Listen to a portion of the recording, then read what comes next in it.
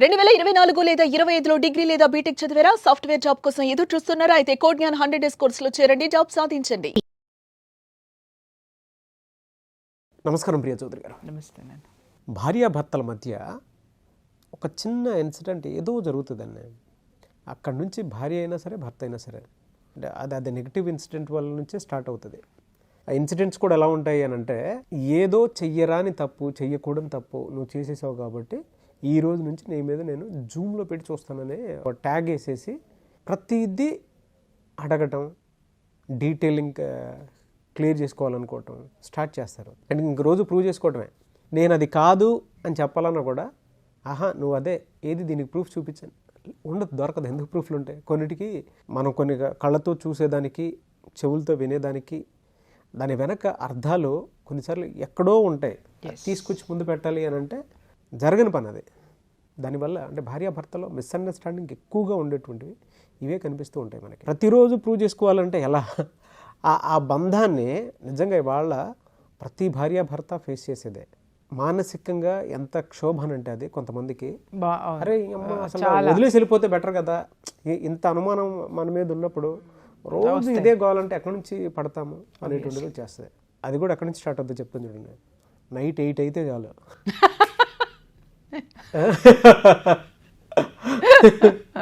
కొన్ని ఉంటాయిలేండి ఆ ఎక్స్పీరియన్స్. అంటే లేదు అని నేను చెప్పలే, కానీ అది నిజంగానే కొన్ని ఉంటాయి అట్లా ఉంటాయి. అందరూ ఇది సహజం. అంటే రాను మొదట్లో ఇద్దరం క్లాస్మేట్స్ కాబట్టి పెద్ద ఇది కాదులే, కానీ అంటే మొదట్లో కొంచెం ఉండేది. కానీ ఎందుకంటే ఓహో వాళ్ళు చేశారా వీళ్ళు చేశారా అని దాని మీద నాకు అట్లా అనిపించేది. కానీ తర్వాత డీటెయిలింగ్లోకి వెళ్ళినప్పుడు నాకు క్లారిటీ వచ్చింది, ఓహో ఇది కాదు అని.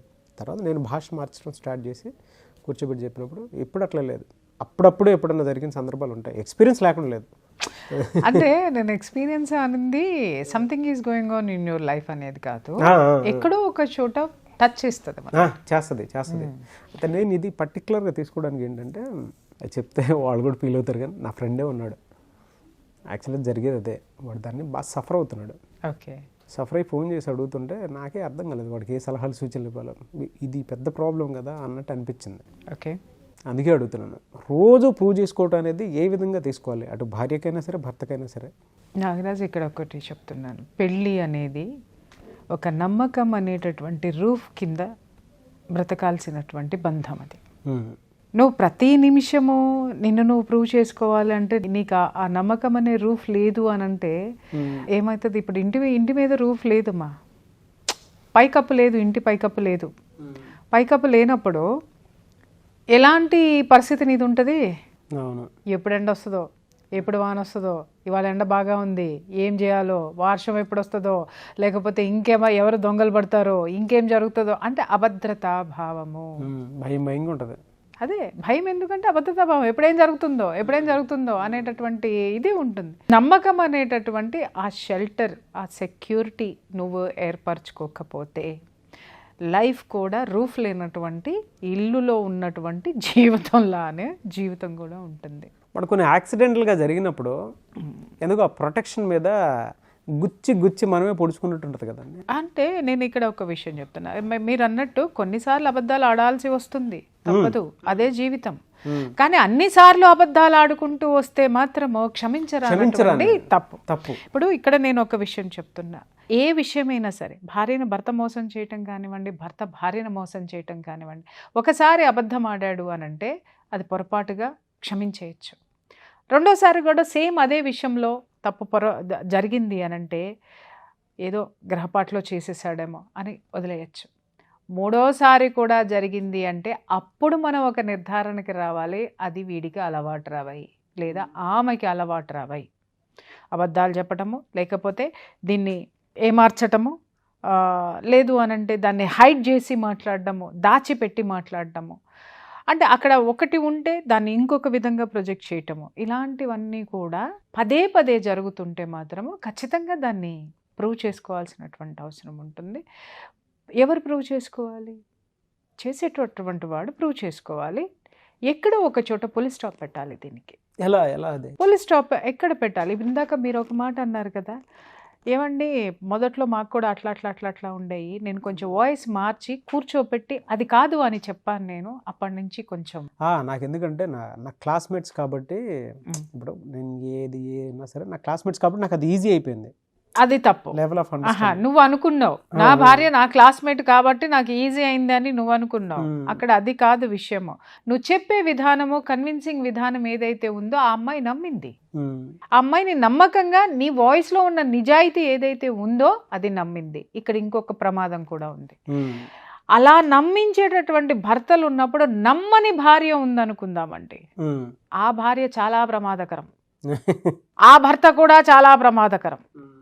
అంటే వీళ్ళు ఏంటంటే ఒకదానికి ఫిక్స్ అయిపోతారు, వీడిని నమ్మకూడదు, దాన్ని నమ్మకూడదు వెనక ఇంకొక అర్థం ఉంటుంది. ఏంటి అంటే వాళ్ళకి వేరే ఎజెండా ఉంటుంది.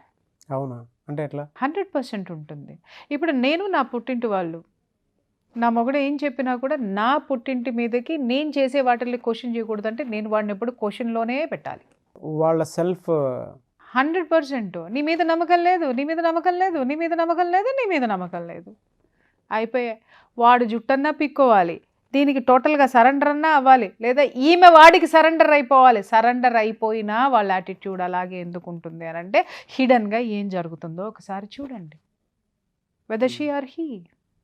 పదే పదే ఇవే జరుగుతున్నాయి. మిమ్మల్ని నమ్మకం లేనటువంటి పరిస్థితుల్లో మిమ్మల్ని పెట్టేశారు అని అంటే ఒక ఎజెండా అక్కడ ఏదో ఉంది, ఖచ్చితంగా ఉంది. ప్రేమ, తోటకూర ఇవన్నీ పక్కన పెడతాం మనం. వ్యాపారాత్మక ధోరణి, అది వ్యాపారం అనే అంటాను నేను. ఎందుకంటే మానవ సంబంధాలన్నీ ఆర్థిక సంబంధాలే. నువ్వేం లేకుండా, నువ్వేం ఉద్యోగం చేయకుండా 6 నెలలు ఇంట్లో కూర్చో, అట్లాగే నేనేం సంపాదించకుండా, లేకపోతే నేనేం చేయకుండా ఇంట్లో కూర్చోకుండా బానిస కంటే హీనమైపోతుంది నా బతుకు. ఎవడు దేక్కడు నన్ను, ఎవడు మాట్లాడ్డు.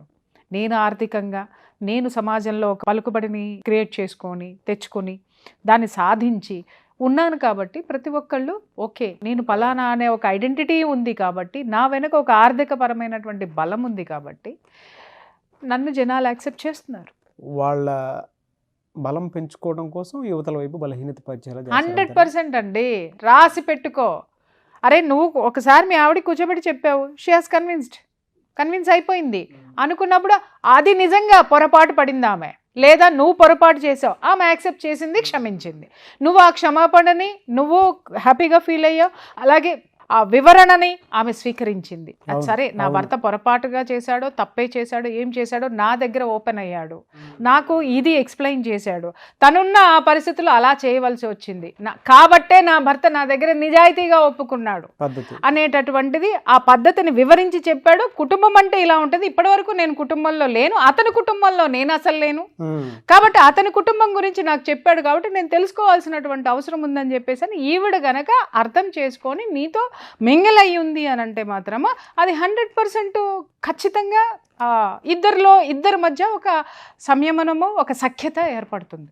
అలా కాకుండా ఆ నిమిషాన్ని విని మళ్ళీ సేమ్ అదే యాటిట్యూడ్లోకి మనుషులు కనుక వెళ్ళారు అని అంటే మాత్రము వాస్తవంగా చెప్తున్నా, నీ మీద నమ్మకమే లేదు. నీ మీద కానీ నా మీద కానీ ఇటు నుంచి వచ్చినా అటు నుంచి వచ్చినా కూడా ఏంటంటే వాళ్ళు మనల్ని నమ్మకుండా ఏది నమ్ముతున్నారు, దేనికోసం ఈ అపనమ్మకాన్ని క్రియేట్ చేస్తున్నారు అనేటటువంటి విషయాన్ని కూడా మనం ఒకసారి గమనించాలి. నువ్వు కానీ నేను కానీ, వర్కింగ్ ఉమెన్ కానీ, వర్కింగ్ మెన్ కానీ, నాగరాజు మన టాస్కుల్లో మనం బిజీగా ఉంటాం, మనకేం పని లేదు. కానీ మన మీద అబ్జర్వేషన్ పెట్టే జనం ఉన్నారనుకుందాం ఇంట్లో, వాళ్ళకి అదే పని. మన వీక్ పాయింట్స్ ఏంటి, అదంత టార్చర్ ఉంటే ఎట్లా బేర్ చేయాలి, అసలు దాని నుంచి బయటపడాలన్నా కూడా ఒక పాయింట్ కనిపించాలి కదా. అంటే ఇక్కడ ఒక విషయం ఏంటంటే అసలు ఈ వివాహ బంధం అంటే ఏంటో, అసలు భర్త విలువ ఏంటో, అసలు భార్య విలువ ఏంటో తెలుసుకోకుండా, ఈ బంధం విలువ తెలుసుకోకుండా దీంట్లోకి వచ్చిన వాళ్ళు చేసేటటువంటి పని ఇది.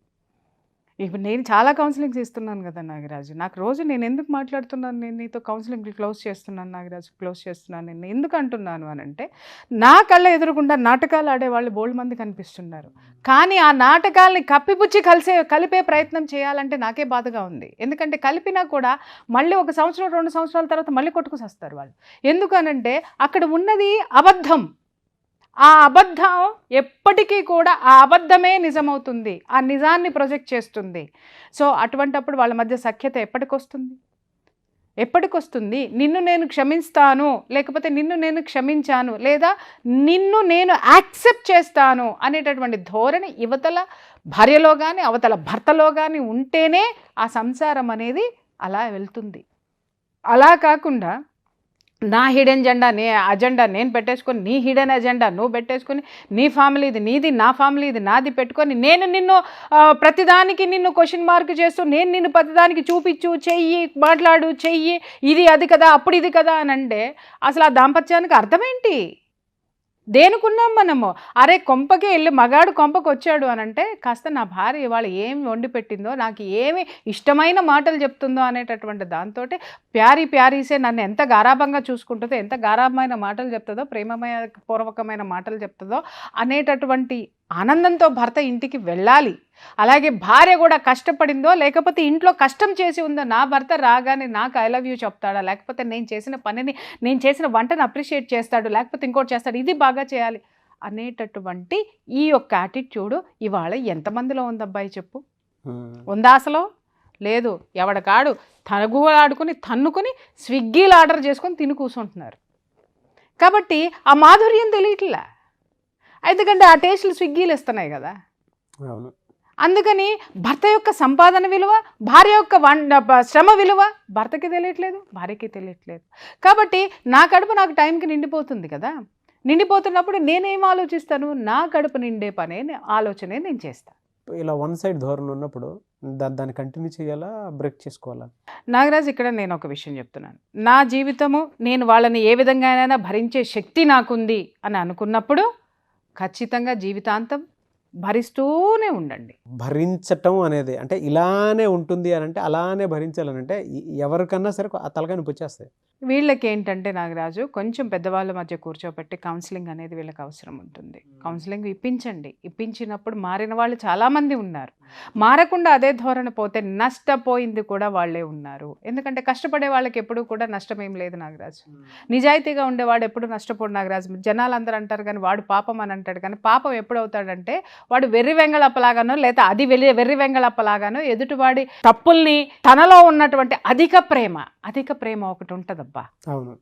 ఆ అధిక ప్రేమతోటి ఆ తప్పుల్ని భరిస్తూ కూర్చుంటే ఎవడు నిన్ను ఆదుకోవాల్సిన అవసరం ఆ దేవుడికి ఏముంది, నాకేముంది? ఇప్పుడు నేను చెప్తాను, నేను నీకు ఒక అలవాటు చెప్పా, ఎవరైనా నువ్వు వచ్చి కూర్చునేటప్పుడు నువ్వు ఈ పని చేయి అంట.